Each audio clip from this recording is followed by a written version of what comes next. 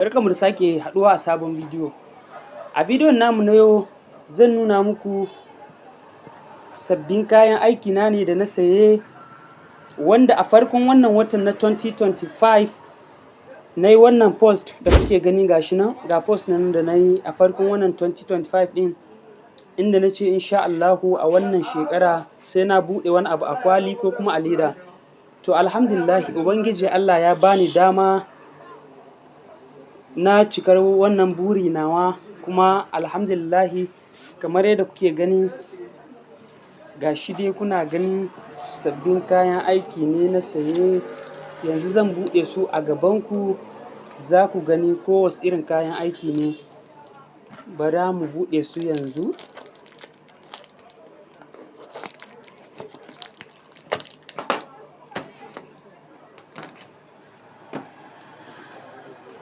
Kada ku manta ku yi follow, ku yi liking, sannan ku yi sharing na wannan bidiyo.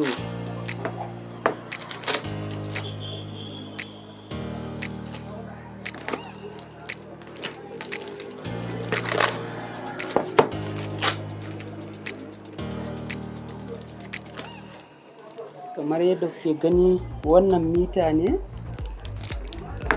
wannan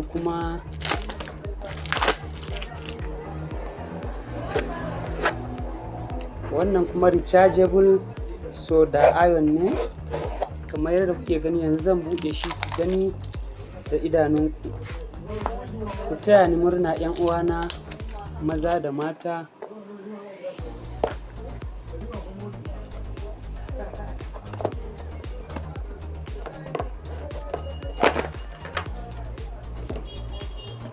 Masha Allah.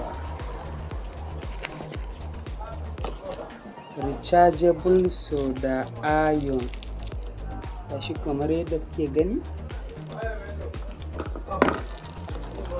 ga cajin shi, sannan kuma ga bakin iron ɗin. Bara mu buɗe shi mita mu gani. Kun san sabon abin da yake dole sai an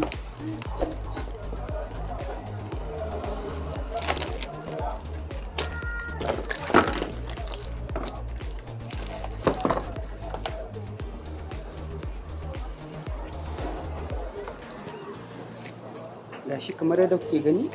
Wannan kuma mita ne, ga batirayen shi guda biyu, ga kuma wannan negative da positive ɗin na aunawa. Alhamdulillahi. Wannan kuma guda biyu da kuke gani dalma ne na ruwa, gashi kamar yadda kuke gani.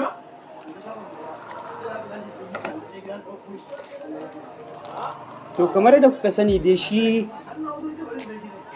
aiki, idan da kayan aiki to aiki yana samuwa ana aiki cikin sauki. To alhamdulillahi na yi godiya na ga Ubangiji mahalicci na da ya bani ikon sayan wannan kayan aiki. Ubangiji kuma Allah ya